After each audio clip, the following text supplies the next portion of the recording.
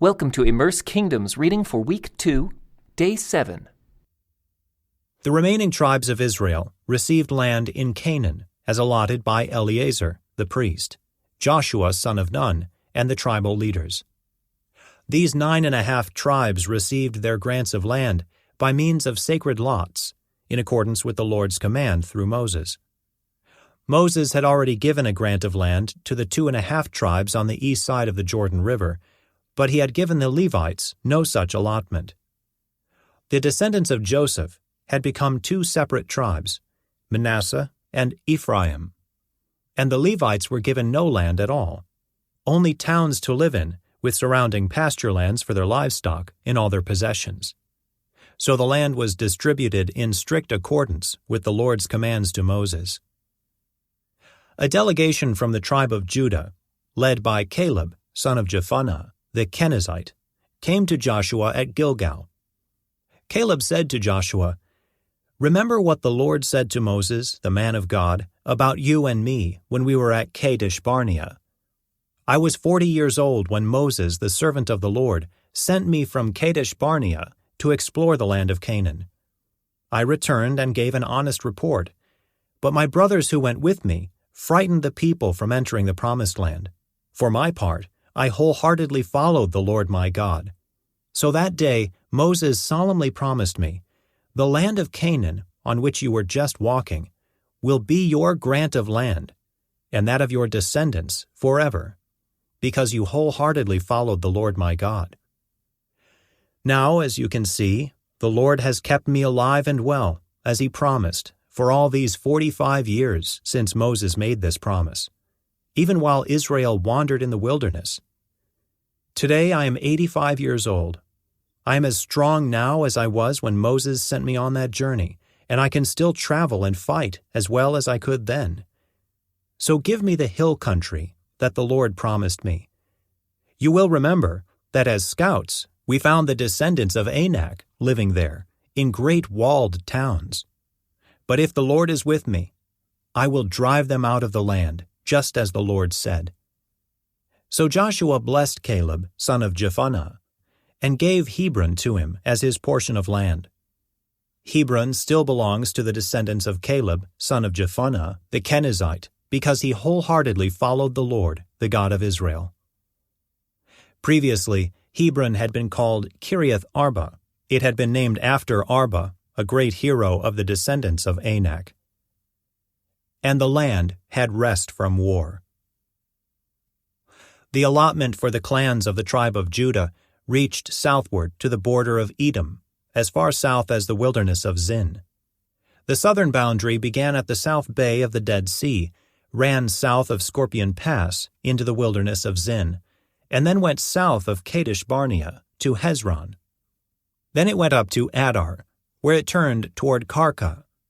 From there it passed to Asmon, until it finally reached the brook of Egypt, which it followed to the Mediterranean Sea. This was their southern boundary. The eastern boundary extended along the Dead Sea to the mouth of the Jordan River. The northern boundary began at the bay where the Jordan River empties into the Dead Sea, went up from there to Beth Hoglah, then proceeded north of Beth Arabah to the stone of Bohan. Bohan was Reuben's son. From that point it went through the valley of Achor to Debir, turning north toward Gilgal, which is across from the slopes of Adumim on the south side of the valley. From there the boundary extended to the springs at En-Shemesh and on to En-Rogel. The boundary then passed through the valley of Ben-Hinnom, along the southern slopes of the Jebusites, where the city of Jerusalem is located. Then it went west to the top of the mountain above the valley of Hinnom, and on up to the northern end of the valley of Rephaim. From there, the boundary extended from the top of the mountain to the spring at the waters of Nephtoah, and from there to the towns on Mount Ephron. Then it turned toward Baalah, that is, Kiriath Jearim. The boundary circled west of Baalah to Mount Seir, passed along to the town of Keshalon on the northern slope of Mount Jearim, and went down to Beth Shemesh, and on to Timnah. The boundary then proceeded to the slope of the hill north of Ekron, where it turned toward Shikkeron and Mount Baalah. It passed Jabneel and ended at the Mediterranean Sea. The western boundary was the shoreline of the Mediterranean Sea. These are the boundaries for the clans of the tribe of Judah. The Lord commanded Joshua to assign some of Judah's territory to Caleb, son of Jephunneh. So Caleb was given the town of Kiriath Arba, that is, Hebron, which had been named after Anak's ancestor. Caleb drove out the 3 groups of Anakites, the descendants of Sheshai, Ahiman, and Talmai, the sons of Anak. From there he went to fight against the people living in the town of Deber, formerly called Kiriath Sepher. Caleb said, "I will give my daughter Aksah in marriage to the one who attacks and captures Kiriath Sepher." Othniel, the son of Caleb's brother Kenaz, was the one who conquered it. So Aksah became Othniel's wife. When Aksah married Othniel, she urged him to ask her father for a field. As she got down off her donkey, Caleb asked her, "What's the matter?" She said, "Give me another gift. You have already given me land in the Negev. Now please give me springs of water too." So Caleb gave her the upper and lower springs. This was the homeland allocated to the clans of the tribe of Judah.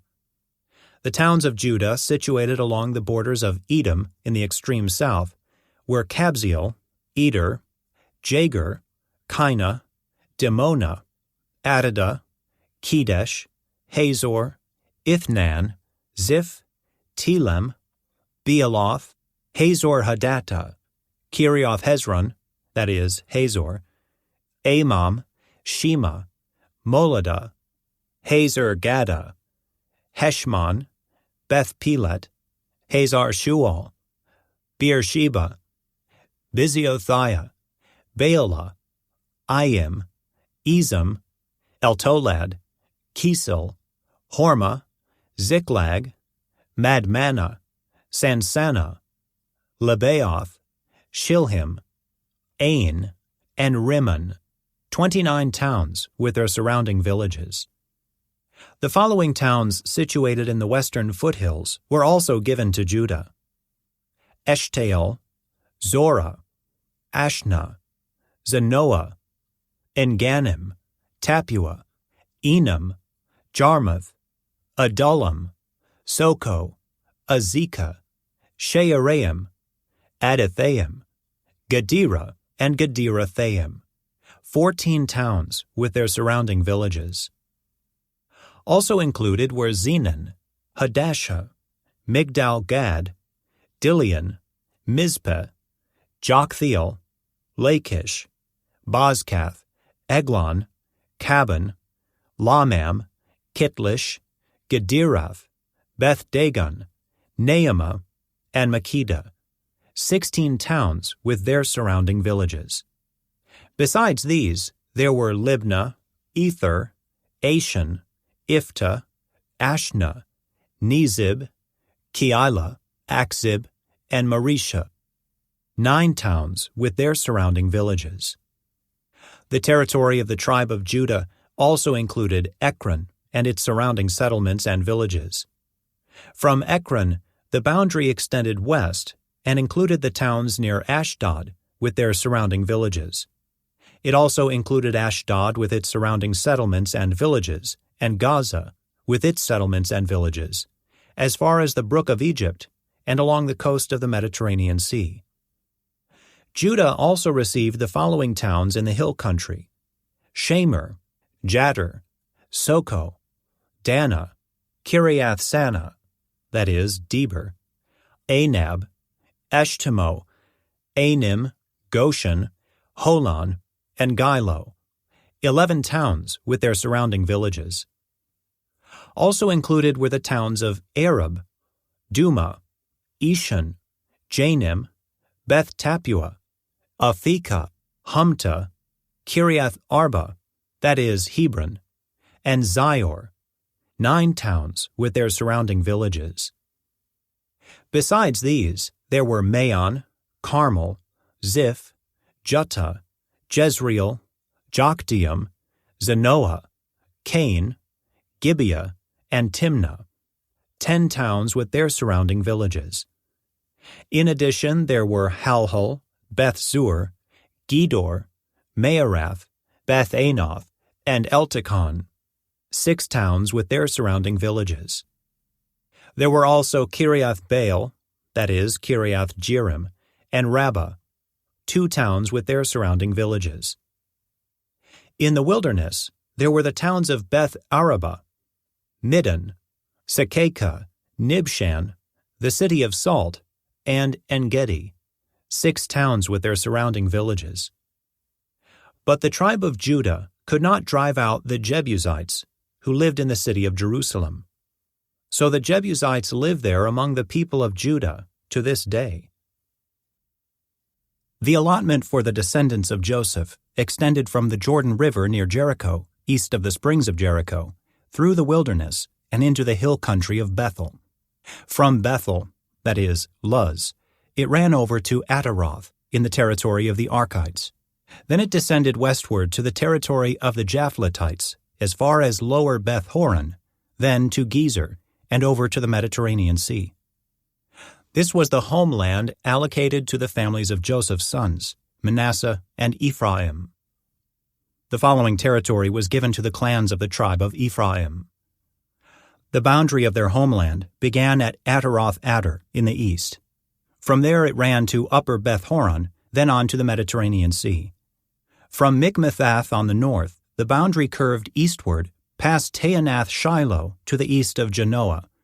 From Janoah, it turned southward to Ataroth and Naarah, touched Jericho, and ended at the Jordan River. From Tappuah, the boundary extended westward, following the Cana ravine to the Mediterranean Sea. This is the homeland allocated to the clans of the tribe of Ephraim. In addition, some towns with their surrounding villages in the territory allocated to the half-tribe of Manasseh were set aside for the tribe of Ephraim. They did not drive the Canaanites out of Gezer, however, so the people of Gezer live as slaves among the people of Ephraim to this day. The next allotment of land was given to the half-tribe of Manasseh, the descendants of Joseph's older son. Machir, the firstborn son of Manasseh, was the father of Gilead. Because his descendants were experienced soldiers, the regions of Gilead and Bashan on the east side of the Jordan had already been given to them. So the allotment on the west side of the Jordan was for the remaining families within the clans of the tribe of Manasseh: Abiezer, Helek, Azriel, Shechem, Hepher, and Shemida. These clans represent the male descendants of Manasseh, son of Joseph. However, Zelophehad, a descendant of Hepher, son of Gilead, son of Machir, son of Manasseh, had no sons. He had only daughters, whose names were Mahlah, Noah, Hoglah, Milcah, and Tirzah. These women came to Eleazar the priest, Joshua son of Nun, and the Israelite leaders, and said, "The Lord commanded Moses to give us a grant of land along with the men of our tribe." So Joshua gave them a grant of land along with their uncles, as the Lord had commanded.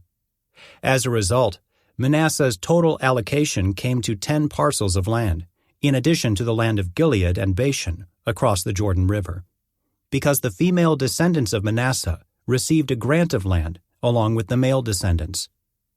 The land of Gilead was given to the rest of the male descendants of Manasseh. The boundary of the tribe of Manasseh extended from the border of Asher to Mikmethath, near Shechem. Then the boundary went south from Mikmethath to the settlement near the spring of Tappuah. The land surrounding Tappuah belonged to Manasseh, but the town of Tappuah itself, on the border of Manasseh's territory, belonged to the tribe of Ephraim. From the spring of Tappuah, the boundary of Manasseh followed the Cana ravine to the Mediterranean Sea. Several towns south of the ravine were inside Manasseh's territory, but they actually belonged to the tribe of Ephraim. In general, however, the land south of the ravine belonged to Ephraim, and the land north of the ravine belonged to Manasseh. Manasseh's boundary ran along the northern side of the ravine and ended at the Mediterranean Sea. North of Manasseh was the territory of Asher, and to the east was the territory of Issachar. The following towns within the territory of Issachar and Asher, however, were given to Manasseh: Beth-shan, Ibleam, Dor, that is Naphoth Dor, Endor, Taanach, and Megiddo, each with their surrounding settlements. But the descendants of Manasseh were unable to occupy these towns because the Canaanites were determined to stay in that region. Later, however, when the Israelites became strong enough, they forced the Canaanites to work as slaves, but they did not drive them out of the land. The descendants of Joseph came to Joshua and asked, "Why have you given us only one portion of land as our homeland, when the Lord has blessed us with so many people?" Joshua replied, "If there are so many of you, and if the hill country of Ephraim is not large enough for you, clear out land for yourselves in the forest, where the Perizzites and Rephaites live."